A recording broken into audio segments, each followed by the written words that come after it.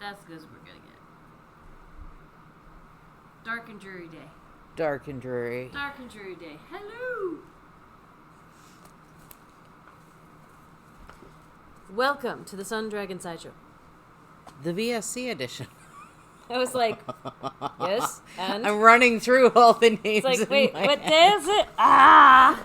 It is dark. It is Wednesday. It is dreary. Yes, hi, I'm Rebecca. I'm the owner of Sun Dragon Art and Fiber in really rainy and dark and dreary Brevard, North Carolina. I'm Liz. I'm the minion there. It is yucky out. It's super yucky. Like, super. When I can hear the rain pick up from my bathroom, which is like, I guess the back wall of it is against the outside of the house, but it's like an interior room, kind of. Yeah. It means it's bad. But, yeah, it's yucky. And not flooding potential on the plaza yet. But, yeah. Don't worry, we're safe, we're fine. We made it here. And by flooding, we mean like a whole 2 inches on the patio that, you know. Yeah, it's just... You might get your shoes wet. Yeah, it was a different story when we were across the way before this building was built. This little pop-out was built. There was a lot more water collecting with not enough drainage for it, and that's a whole nother story. We get water in the shop, but not anymore. So we only get water at the back wall of the bathrooms. Anyway, the yarn's fine. That's what really matters, right? Anyway, so yeah, it's the VSC. We are putting things on sale for the week. Code product of the week with spaces gets you 15% off on what we're going to advertise today, which is our Lanas Quick. It's our technically super bulky, non-superwash wool. It is just wool. It is loosely spun, so we love it. It is sturdy. I'm like, it's considered super bulky. Liz is about to read stats, but I would put it at light super bulky. Like, it's kind of on the cusp between super bulky and chunky. So it could work as a really, really chunky. They recommend an 11 needle for it. Yeah. So it's... with a number 6 on it for super bulky. Yeah. So it's like... Anyway. Yeah. Go ahead. It is 109 yards per 100 meters. A special blend of South American wools. So 100% wool. Not any specific breed. It's roving gangs of sheep, but it's a special roving gang of sheep, apparently. Hand wash in cold water, lay flat to dry. Recommending a US 11 needle, 8 millimeters, or a 9 millimeter M hook. And I have to remember, so the reason I'm wearing this is my Outlander Carolina Shawl, or Claire's Carolina Shawl, North Carolina. There's different names for it. I'll put the link to Ravelry. I think on Ravelry it's the Outlander Carolina Shawl. I think in her pattern it might say something different. But this is one that I made out of Lanas Quick. And it's one of those, like, it's kind of like the Good Days shawl. Mm-hmm. It's a very classic, not super complicated. This one has eyelets down the center for the increases, like yarn overs. But it's all garter. So it's all that squishy, back and, like, reversible. You can tell the wrong side from the right side because where I put stripes in, we've got the intermingled side is the wrong side, and the crisp side is the right side. And, excuse me, I want to say I did this on a 13. I did this on something bigger than 11. It was written for a yarn that has the exact same yardage as this, but might have been a little chunkier feeling, like yardage for 100 grams. I want to say that I made the smallest size, and her instruction said it was going to take, like, I want to say 6, because it's only, you read the yardage, right? Yes, it's 109 yards. And what are we retailing it for? $14.25. 15% off with the code product of the week, this week. I want to say the smallest size, and again, I can't check because my phone is being used to film, but it might have said like 6 skeins of the main color and 2 skeins of the contrast. And then for the biggest size, it was going to be like 10 skeins of the main color.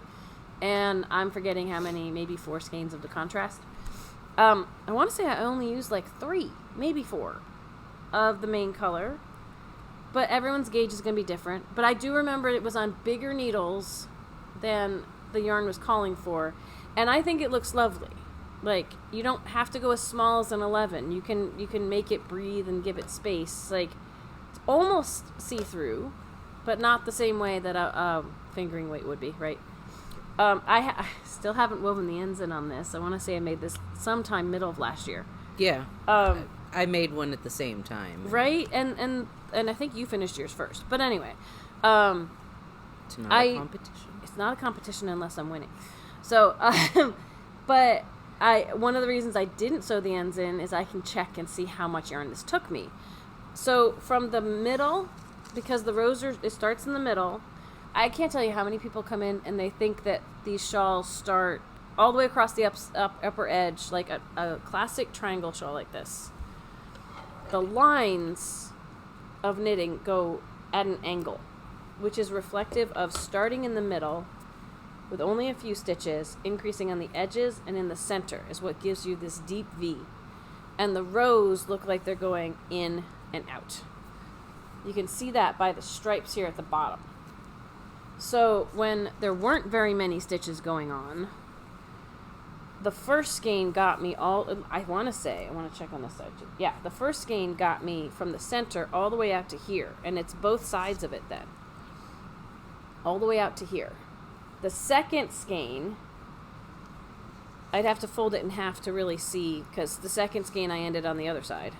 But if I fold this, if y'all are following with me, skein 1 got me to here, right there. Mm-hmm.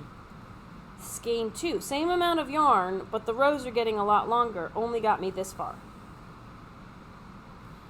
Skein 3 we just saw when I turned this around. So skein 2 started, sorry I keep dropping this, guys, started right here. Skein 3 started here. But that means I don't think I needed a skein 4. So I only needed 3 skeins of this. I did not check my gauge to make sure it was commensurate with the pattern. So someone else knitting on the same needles might need more yarn than me. The other color, my contrast color, I almost made it through with 1 skein. I was on the bind off. I had this much left of the bind off to go, and I did need a second skein of it. So this took me 5 skeins of yarn to make this lovely, I think, decently sized shawl. If you want something bigger than this, you can buy more. But there are so many color combos. I even have it here. I was using this to help a customer with a pattern. This is all the leftovers from my second skein. It's most of it. There are so many lovely color combinations for this. We're going to go through the colors. One of our knitters did this, though, which I think is lovely. Is this one the grapefruit? Yeah. Yep. Grapefruit's a wonderful color with cream. They made the same shawl that I did with grapefruit and cream, which is really, really nice. My 2, and then I'll let Liz do a bunch of colors because I'm talking a lot. The 2 that I used, I have to steal from Liz's side. I used, this one doesn't have a sticker on it. Okay. Because I had some leftovers that maybe didn't get price tags on them. I want to say it's called Limelight. Limelight, it is. And it's an olivey, the grapefruit one, it really is like a pink grapefruity, and Liz will talk about it again in a second. Almost pink lemonade, but more grapefruit. It's really fun. It's pink, but it's got some corally tones in it, and like, the Limelight that I used for my shawl is more of a grello than a straight up golden or a straight up yellow. It's like an olive oil type color we have in a different yarn called olive oil.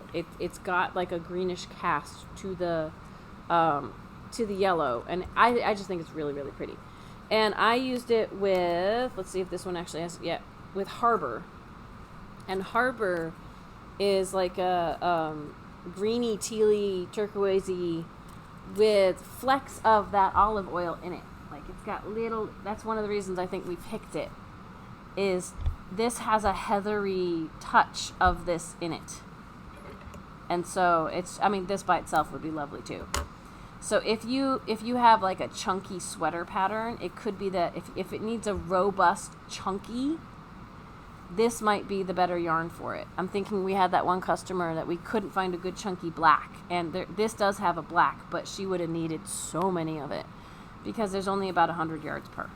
So if you have a super bulky pattern that you don't mind it being on the lighter side of super bulky, or if you've got a chunky or bulky pattern that you want really a little thicker stitch definition for, the Lanas Quick is really nice. It's kind of it looks like a 2-ply to my eye.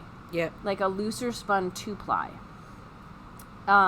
In terms of what's going on with the yarn in it. And that part of that is almost like it's like a chainette in that, not in that it traps more warmth and it's lighter, but in that you may want to knit it or crochet it on a bigger hook or needle and let it fill the space, let it fluff up just a little bit. So, end of my diatribe. And Liz, what do you want? I did my giant triangle shawl out of the red, the pink, the grapefruit. Oh, that's right. You had and the red is called Poppy. And then I used it's really a nice black, crimson-y red, right? Cast iron, and then the gray, which is I'm sensing a theme cracked here. pepper. Have you seen other things Liz has made with lots of grays and blacks and reds and stuff? It's a thing. Yeah. Cracked pepper, lovely. Cast iron, Berroco's black is often called cast iron, and it's black. It's just straight up black. I did Bernie a hat out of the blue. What is the denim-y? It's a real pretty. It is. It is called Coast. And it's a heathery, denim-y, classic blue. Almost little hints of pink in it. Like, really subtle, though. Like, Berroco's Ultra Alpaca has some heathery stuff with blues with hints of pink, but it's stronger. This is much more subtle, I feel like. And a little bit of lighter flex in it, too. And did you use this one? And I with did that one for a separate hat. And I found that I had leftovers if I used two for the stripes. Okay. And I'm pretty sure it only took me one ball to do the hat. It was, I want to say, on an 11 needle. I don't remember. But, like, I got a hat out of one ball. I'd get two, and I got two just to make sure. Because everybody's gauge is different, and with only 109 yards, it's borderline if you can get a whole hat out of it. This one's called Driftwood, and it is almost like a walnut heather, but a little cooler. It is. It's it really is pretty. Intriguing because there's like these gray blue. It looks like driftwood with the differences in the color, where some of it's been dried out. Old, dried out, and I love that color. Reminds me a little bit of the Likey driftwood needles. I think there's more tonality and color to this, though. Heather. When I say tonality, some people think, ooh, there's light and dark, and there's something like the fiber space. No, we're talking about, it's a solid color, but there's heathery tones in it. I also, like, held 3 strands together on a 17 needle to do pot holders. Okay. And it's great. It felt beautifully for pot holders and stuff like that. Yeah, it is not super wash. It is, if it goes in the washing machine, it will felt down. So it's one of the better solid wools we have in the shop, and it's on the thicker end of the solid wools we have in the shop. If people are like, yeah, but some people love superwash and they want things that can go in the washing machine, and others are like, ugh, superwash. This is not. This is just wool with a loose spin to it. It's funny because to me this looks almost as thin or thick, however you want to put it, as our Ultra Alpaca Chunky, but it's considered thicker. It's in a thicker category, and that could be because of the wool structure. Like Liz has one here. Yeah, there's Ultra Alpaca Chunky is 131 yards. Yeah, so there's less yardage, which means it is technically thicker. in terms of how much you can get in 100 grams on the scale. It visibly may look almost the same, but this is thicker, and this will either give you more robust stitch definition or work for a thicker yarn pattern. So the one I'm holding this is evergreen. It is a gorgeous and green. It's like a juniper dark green. It's on the warmer side, but there's little hints of a cooler blue green in it. So there's both hints of brown and hints of blue green in this that I would call close to like evergreen, like a pine green. Yeah. It is really pretty. We tried to have a nice balanced palette, and we don't have every single color that they've made, but we have about 12 colors, and we tried to have a nice range. This one is golden, and I believe last time we put this on the VSC, we talked about how the golden is different than the limelight. Yeah. Like this, it's not what I use for my shawl. It's much warmer. It's a golden yellow with flecks of like a red, so it almost gives it an orangey I would tinge. say almost every color. The only colors I would not describe as heather in this collection would be the cast iron. Yeah, is it poppy? Mm-hmm. Poppy and the cream. These ones don't really have much of a heathery tone to it.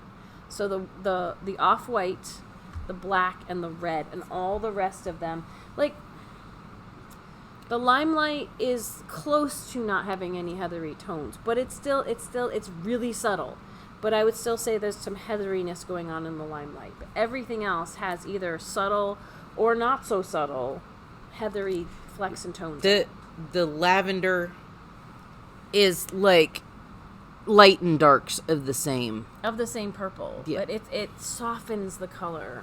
And I like heathers in that it's some color texture instead of having texture to the yarn like thin, thick, or something. It just adds a little bit of life to it. So you can have tonality that can add life to the color of yarn, or you can have heathers. They both or tweeds, and by tweeds I mean actual flecks of other colors in it, not like a two-twist thing going on. But there are ways to take a color and just add a little oomph to it, a little bit of fun to it, without going full-blown variegated, like all over super busy and maybe irregular busy. There's much more regularity to it, especially with a heather, but it sings a little more than a flat yarn, like than a solid yarn. And sometimes a solid yarn is what you want. Like, like this as a contrast to things, or just by itself is what you want. Like my cabled sweater that I left at home today, that really works well with just a solid yarn. It would look really nice in a heather as well. But I picked just a solid yarn to let the cable shine. This guy, on a day like today, this is going to be awesome for just keeping some of the chill out. Having this, like, I don't do a whole lot of triangle shawls that you might want to wrap up in, but this one feels pretty good today. They're nice for cozy, sitting on the couch, and something quick to throw on. Technically, if I could make it a little longer, like this, I can't quite because I didn't make the bigger size. I can stretch it, and I can touch the ends behind me right now. I'd need a pin there or a button or something rather than actually tying it in place. But I could totally see how this would be super comfy. Super, super comfy. So, I may try wearing this around today just because it's our yarn of the week. I'm actually using it for hair this time. Yeah, that's what you're doing. What colors? What are you doing? I am doing poppy and grapefruit, and then I have a variegated at home that I'm gonna add in. But and what is your goal? My goal. She dropped her scissors. You want me to get it? My goal is I want to say it's only going to take me like 2.5 skeins. I did the yardage math, and if I am correct, I should be able to get a whole set of dreads out of 2.5 like 2.5 skeins. Plus your extra at home. Well, that's kind of like add-ins, so But I meant, what is your theme goal? It's Valentine's Day for February. Mm-hmm. Like red and pinks. Yeah. Maybe a white. I don't know, but lots of red. I think we have fairly decent stock of the colors right now. Especially, we might have extras of the colors that I use for mine because I over-ordered because I thought it would take more, which is why this one doesn't have a sticker. So we'll have to go look because I think they were ones I had set aside here in the shop because I thought it would take more, but luckily it didn't. So, no, I think these are absolutely gorgeous, and this is warm and cozy. Wool is warm. By my neck, it's not as soft as merino or something else. I don't think it's super scratchy either, but it's not scratchy. But I would say that this doesn't feel super scratchy to me. I like it. The looser spin, that's another thing that can keep yarn from, like wools, from being too scratchy, or what people think of when they think of wool, is when there's a looser spin on the yarn. It can help it be a little softer and fluffier and be surprisingly mid-range. It may not be it's not going to be cashmere. It's not going to be the softest thing out there. But it may not hit the definition of, ooh, wool is scratchy, I can't wear wool. And mostly I'm going to have it around this part of me. So, anything else you want to say about Lanas Quick? I think it's fun. I like the colors. Yeah. I really, really, really keep looking at the driftwood going, I should make a sweater out of that. Like, there's some colors of this I do really love. Yeah. It's like one of those dreary days at the beach kind of colors, and just every time I look at it, I'm like, and they're not like my colors, but every time I look at it. Y'all should buy it before she does. No, I would say week. that, like, I think it's actually really good for where we live in that it's thicker, but it's not so, like the chill, there's some other yarns we have that are thick super bulkies, and sweaters out of that, other things out of that start to get really heavy and really hot, which when you're in a super cold climate, and I know some of our viewers are, that's great. This is like right in the middle. It's going to keep you warm without being super, super heavy and thick. It's not quite a chainette. It's not going to have the same insulation that does without the weight. There's going to be some heft to it, but not so hefty that you need to move to the Antarctic. Yeah, exactly. So this is lovely for today because it is kind of yucky outside. So I'm going to enjoy this. And I think we're good for right now. I know this hasn't been a super long episode, but we also have some packages to pack and some other things to do, and then we got to figure out what we're doing with the rainy day. Yep. So, we have at least one question for Dear Becky and Lizzie, which we may or may not be able to address tomorrow because it's about a product that we're hoping to get into the shop soon, that we're testing, but we don't have available at the shop yet, which some people might say, well, who cares? If you're going to get in eventually, yay! I'd like to talk about it when we actually have it here in the shop. But if you have something you'd like us to talk about, please send an email to Liz. Liz at sundragonartandfiber.com. I'm like, whenever I say her name, I'm like, then we've thrown off what the email address is. Sorry. It's okay. I almost said at sundragonartandfiber.com, and then people will go but like, then what? Yeah. Yeah. So it's emailing Liz. If you email me, I'll probably pass along the email to Liz so she can keep it all cataloged for us. We are here even though it is a hot mess outside. So call or come in if you would like some yarn today. And I'm sure there's things I'm forgetting because I forgot my coffee here yesterday. Like, I had a half cup of coffee this morning because I was tired yesterday. I left my coffee here. We had a good sit and stitch last night. We will be doing another sit and stitch on Friday. 7 to 9 p.m. on Zoom. Get in with the shop phone number. 828-877-3550. And the next Sunday one is going to be February, I think, 12th. Mm-hmm. So the next Sunday afternoon one isn't happening for quite a little bit. But we always have our Tuesday and Friday ones. And I'm going to try to go home and go to bed early tonight. We'll see. We'll see how well that goes. It's Wednesday, Death Day. It is, yes.